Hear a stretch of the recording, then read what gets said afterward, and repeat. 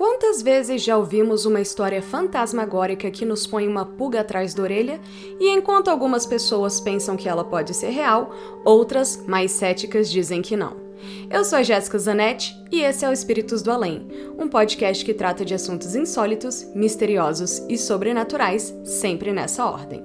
Venha comigo porque hoje contarei a história sobrenatural da boneca Annabelle, de acordo com os relatos reais do casal Warren e das pessoas envolvidas no caso. Antes de mais nada, eu só vou deixar uma coisa clara. Para esse caso, muitas informações diferem, e quando isso acontecer, eu vou explicitar essas diferenças. Bem, vamos para o relato. Preparem seus corações. Na pacata cidade de Monroe, Connecticut, existia um museu que abrigava vestígios de vários pesadelos. O Museu do Oculto de Ed e Lorraine Warren. Entre os artefatos assustadores, um destaque, encapsulado em uma vitrine de vidro com uma inscrição esculpida à mão: a infame boneca Annabelle. A lenda conta que Annabelle, uma boneca de pano aparentemente inocente da metade do século XX, desencadeou um reinado de terror no início dos anos 70. O sorriso agradável da boneca e sua cabeleira vermelha escondem a malevolência oculta dentro dela. Um aviso abaixo da vitrine de vidro adverte os visitantes de maneira severa. Aviso: não abrir em hipótese alguma. O verdadeiro horror começou quando Annabelle encontrou um lar com duas jovens, Donna e Andy, e o que começou como um presente adorável logo se transformou em um pesadelo sem fim. O ano era 1970, ou 71 para algumas fontes, e uma mulher decide dar de presente para sua filha, que era estudante de enfermagem, uma boneca de pano. A filha, que se chamava Donna, ou Deirdre de acordo com algumas fontes, tinha 28 anos de idade, mas adorava colecionar esse tipo de boneca. Ela presenteia a filha fica toda emocionada e volta para casa toda feliz com sua bonequinha nova.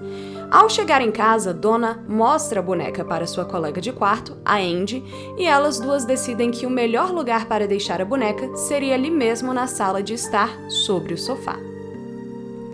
Os dias passam e algumas coisas começam a acontecer.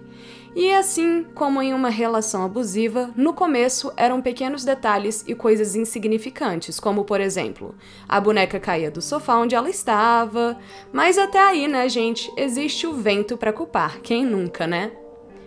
E aí, nesse momento, as coisas começam a escalar de pouquinho em pouquinho.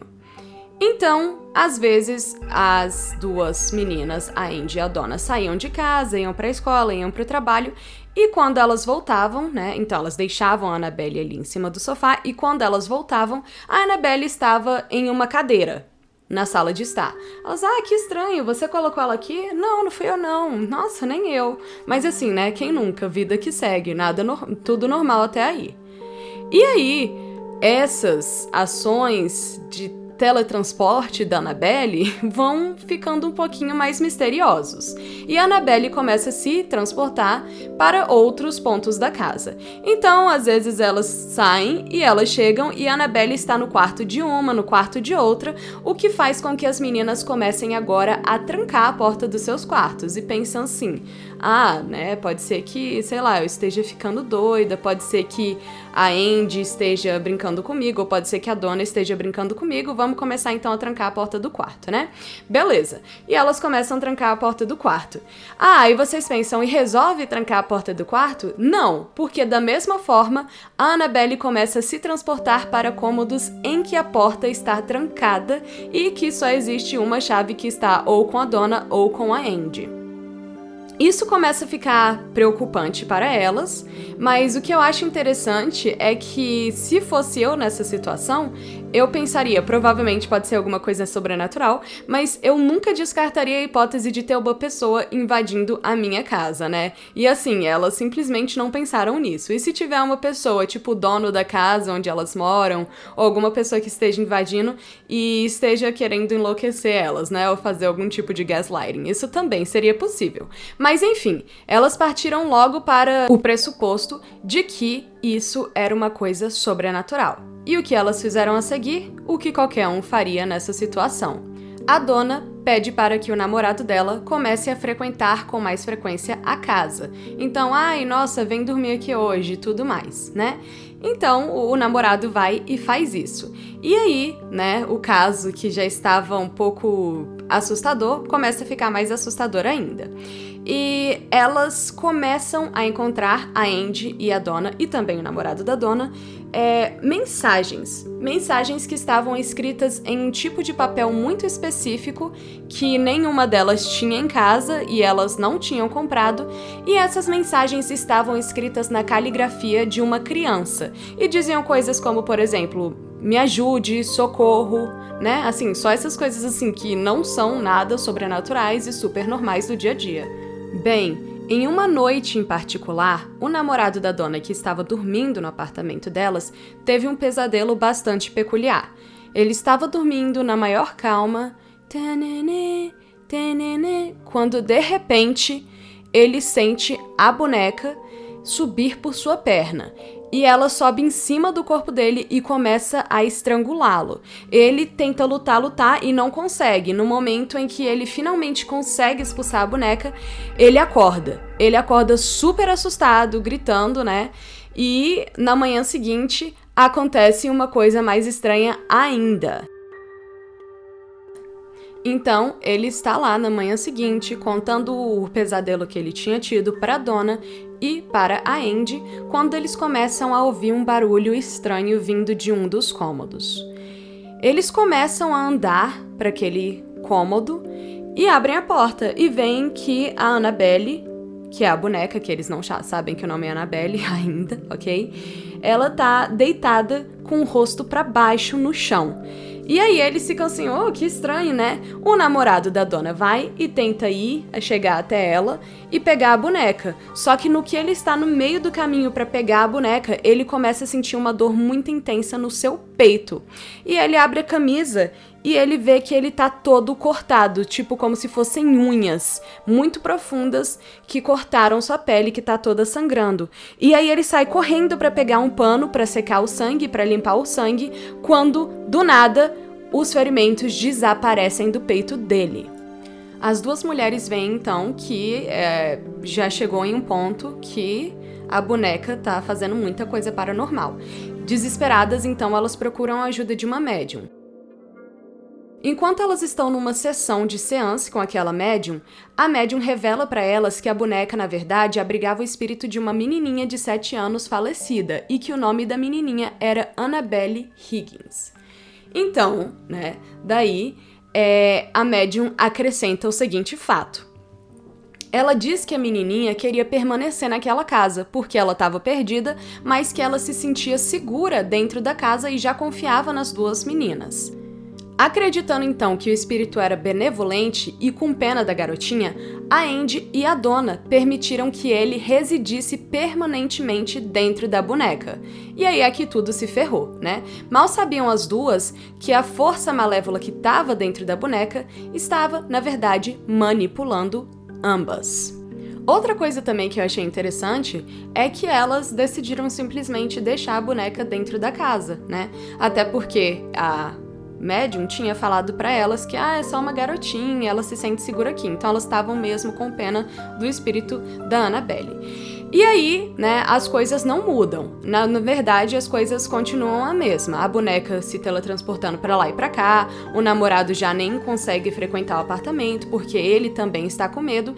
E aí é que elas duas, a Andy e a Donna, decidem então chamar o Ed e a Lorraine Warren, que já eram renomados nessa época, né? E aí, eles acabaram intervindo quando as atividades demoníacas se intensificaram. E por que eu digo demoníaca, já que a médium falou que tinha um espírito ali? Porque, de acordo com os Warrens, os espíritos não possuem objetos inanimados. Eles podem até assombrar sua casa e o seu coração, mas eles buscam hospedeiros humanos. E o demônio, ao contrário, pode então possuir um objeto inanimado, mas obviamente ele não vai querer ficar dentro daquele objeto, a força demoníaca vai querer passar para um outro recipiente que é humano. Outra coisa que indicava que aquilo era uma possessão demoníaca da boneca é que do nada apareceu uma marca da besta no peito do Lou, que era o namorado da Donna, ok? Então, nesse momento, os Warrens falaram assim, olha, se não era uma possessão demoníaca, agora com certeza é. Só um detalhe, Lorraine, ela tinha esse grau de medianidade, ok? E o Ed, ele era, inclusive eles falam isso nos filmes, em algum dos filmes do Invocação do Mal, ele era o único homem que não era da Igreja Católica, os dois eram católicos, mas assim, ele não era nenhum padre, nenhum sacerdote, e era o único homem que tinha autorização fora da igreja para fazer um exorcismo. E a Lorraine, desde pequena, ela via como se fosse uma áurea ao redor das pessoas. Então, assim, ela tava lá na sala de aula, aí do nada ela olhava para a professora e via cor amarela. E aí ela percebeu que não era todo mundo que via isso, eventualmente, que era só ela. E foi quando ela começou a trabalhar, então, a sua medianidade, ok? Bom, outra coisa também que eu queria deixar claro é que, geralmente, em casos de possessão, não apenas de objetos, mas, por exemplo, no caso em que existe uma casa mal-assombrada e as pessoas tenham presenciado, ou seja, visto, a figura de uma criança, tanto um menino, mas geralmente uma menina, isso pode indicar que é um demônio tentando manipular aquela pessoa para que ela ache que a presença é benévola, quando na verdade não é bem assim, né? Então, o que aconteceu? Um exorcismo foi realizado quando o casal Warren trouxe um padre para a casa da Donna e da Andy, e eles decidiram pegar a boneca Annabelle e levar para casa com eles. Naquela época, né, para quem não sabe, o casal Warren, eles tinham essa espécie de museu oculto, na verdade, museu do oculto, no porão deles. Mas isso não surgiu como uma forma de, vamos ganhar dinheiro nem nada. Eles falam que eles faziam isso, eles levavam objetos possuídos, né, objetos da investigação que eles descobriam que eram a origem de todo o mal, né, e levavam pra casa, e eles falavam que eles faziam isso para que não ficasse exposto na sociedade. Faz todo sentido, né? Você tem uma boneca aí, né, que tá com o demônio dentro dela, e aí você vai fazer o quê? Você vai doar pra uma pessoa? Não, não é muito bom. Então o que eles faziam? Eles pegavam esses objetos. Nessa época aí dos anos 70, eles ainda não tinham terminado de construir o porão deles. Então eles levaram a boneca para casa, mas no caminho aconteceu uma coisa muito estranha.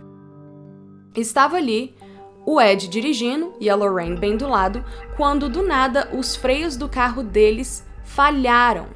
E a boneca começou a levitar, só que ela estava presa no cinto de segurança. E aí, simplesmente, o Ed parou o carro imediatamente, abriu a porta de trás e começou a jogar um monte de água benta naquela boneca, né? E aí, beleza, ele fechou a porta e tudo voltou ao normal, o carro começou a funcionar perfeitamente, e aí, beleza, eles chegaram em casa. Ele levou a boneca para o seu escritório e trancou ela lá.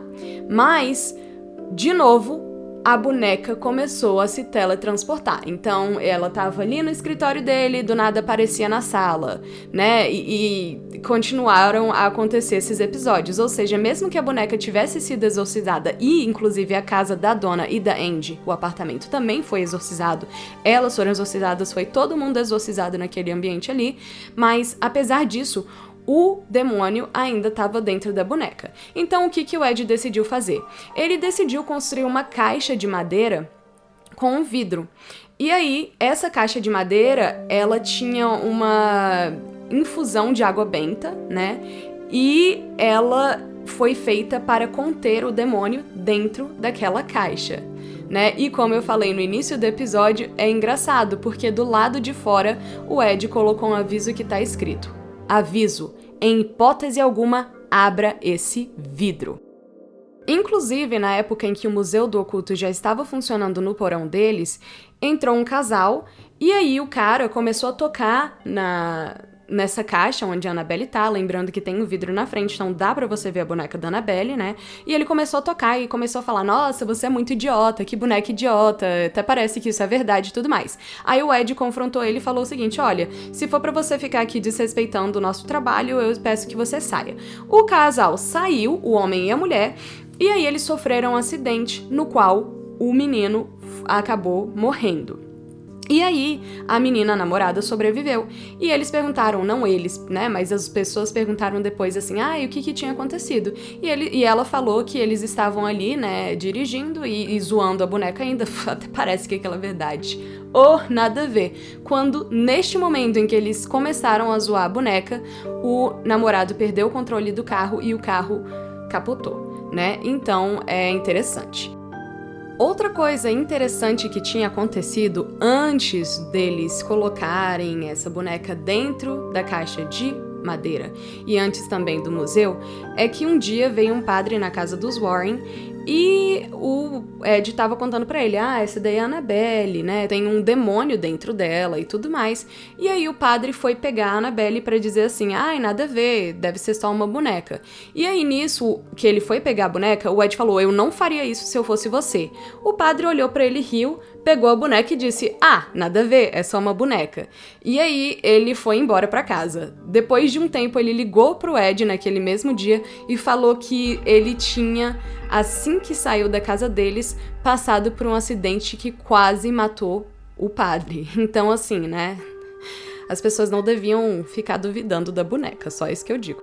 Bem, os Warrens compartilharam várias histórias da Annabelle como prova do seu horror, mas o ceticismo ainda cerca esses relatos. As histórias da boneca inspiraram filmes de terror, como por exemplo o filme Annabelle, e adicionaram camadas de ficção a essa realidade que é inquietante, né? Então existe aquela linha entre a verdade e a fabricação que acaba confundindo a gente e se confundindo à medida que o legado dos Warrens persiste, né? Lembrando que hoje em dia os dois estão mortos, ele morreu já tem bastante tempo, o Ed, mas a Lorraine morreu há pouco tempo.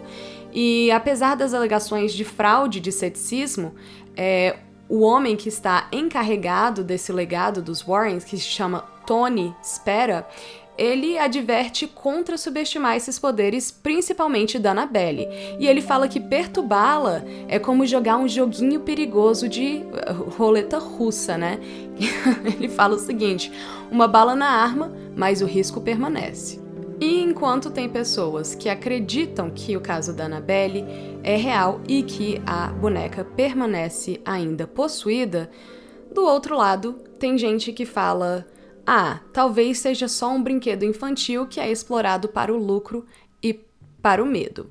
A maldição invisível da Annabelle persiste, tecendo uma história de horror que transcende os limites entre a realidade e ficção. E isso é o que eu acredito. Eu acredito que, não tem como a gente provar que realmente aquilo existiu, mas não se brinca com isso, né, gente? Principalmente se tratando de uma boneca. Eu morro de medo de bonecas, então, longe de mim. E fala sério, mesmo que eu não tivesse medo de bonecas, eu não iria lá no porão deles pra ficar vendo essas coisas. Que são todas assombradas, né? Ali, gente, tem objetos usados em rituais satânicos, tem objetos, né, como a Annabelle, que são endemoniados, então eu acho melhor, pessoalmente, não arriscar. Mas se você gosta desse tipo de coisa, existem vários museus que você pode visitar. Inclusive, em Las Vegas, você tem o Museu do Ghost Adventures, que é o museu do Zak Bagans, né?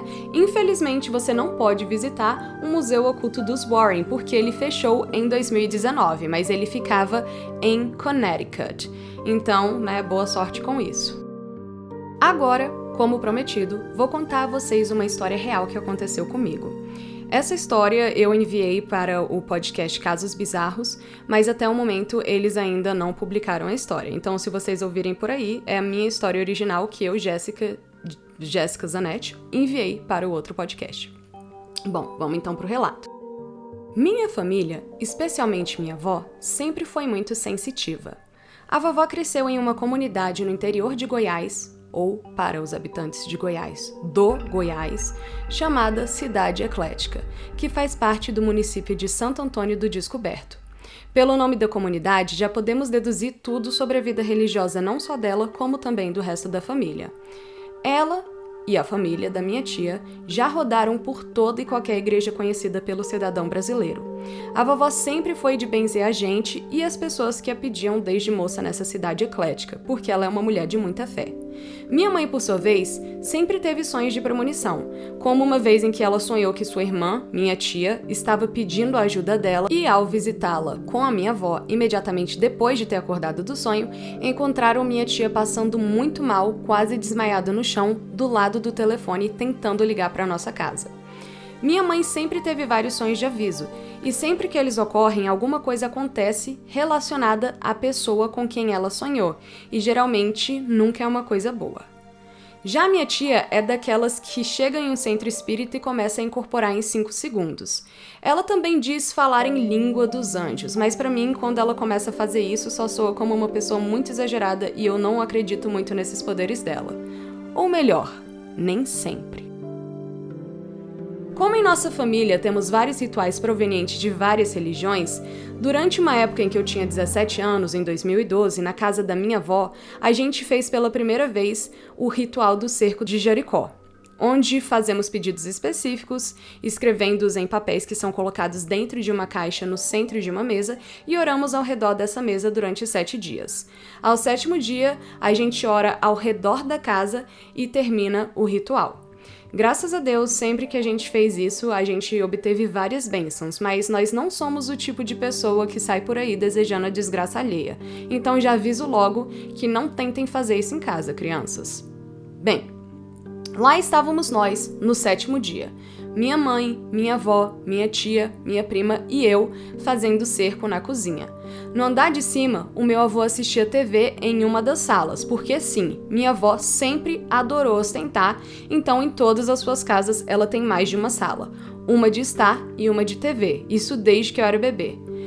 Bom, meu avô estava assistindo TV na sala, em uma delas, e as crianças pequenas, que eram meu irmão e meus 2 primos, estavam no quarto da minha avó, bem ao lado dessa sala em que o vovô mais cochilava do que via sua novelinha das 8. Lá embaixo estávamos na oração de fechamento do cerco, ou seja, já havíamos feito a volta ao redor da casa e tudo mais, e estávamos na cozinha nesse momento, quando minha avó fala algo do tipo: Senhor, pedimos que mande seus anjos para receberem nossos pedidos. Bem nessa hora, eu, que estava de olhos fechados, os abri rapidamente e vi o vulto do meu avô com uma blusa branca passando do outro lado bem atrás da minha avó e indo até um quarto que ficava do lado da cozinha onde ele às vezes cochilava. Eu lembro que naquela hora eu pensei assim: ainda bem que a gente tá acabando, porque senão ele vai ficar pé da vida que a gente tá aqui fazendo barulho e não deixa ele dormir. Eu continuei com os olhos abertos, porque a gente já ia fazer a última oração. Acabamos com o Pai Nosso e levantamos. Foi nesse momento que minha tia disse, levando a mão ao coração e balançando a cabeça como uma mãe com orgulho dos seus filhos, o momento poético da Jéssica aqui, né? Ela vira e fala: se eu contar, vocês não vão acreditar. Acabei de ver uns 2 minutos atrás um anjo passando bem ali atrás da minha mãe. Eu, então, bem cética quanto aos poderes da minha tia, falei: vá, foi o vovô que passou pro quarto, eu também vi. Ela então arregala os olhos em minha direção e fala: Jéssica, vai no quarto agora, não tem ninguém lá dentro. Eu fui ao quarto, aquela que seria a primeira a morrer num filme de terror, né? Eu acendi as luzes e minha mãe veio junto comigo, aquela que nunca deixaria a própria filha morrer em um filme de terror. Realmente não tinha ninguém lá dentro. Eu fiquei assustada, mas eu não estava convencida, lembrando que eu permaneci de olhos abertos e, em momento nenhum, eu vi o vovô sair daquele quarto, eu só vi ele entrar naquele quarto.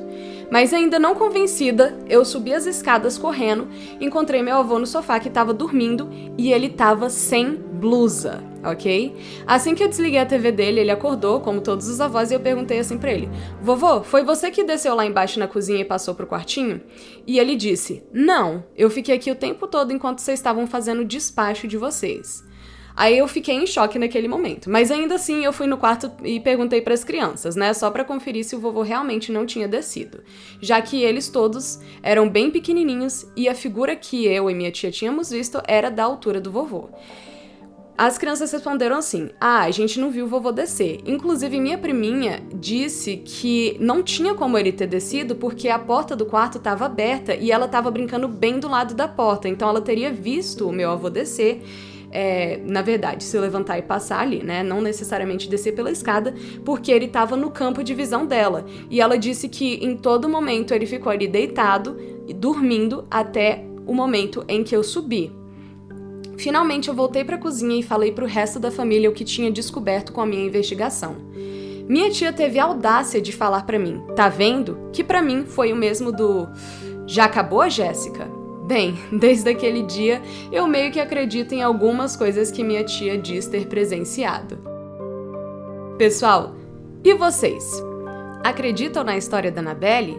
Tem algum relato sobrenatural ou de lenda urbana da sua cidade ou região que gostariam de compartilhar?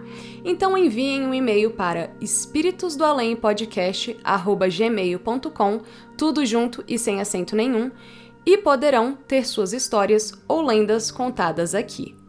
Muito obrigada por me acompanharem até aqui. Até a semana que vem, quando contarei para vocês sobre a lenda urbana da mulher na estrada. Até lá, fiquem seguros e não comprem nenhuma boneca que pode estar possuída pelo demônio. Beijinhos e tchau, tchau!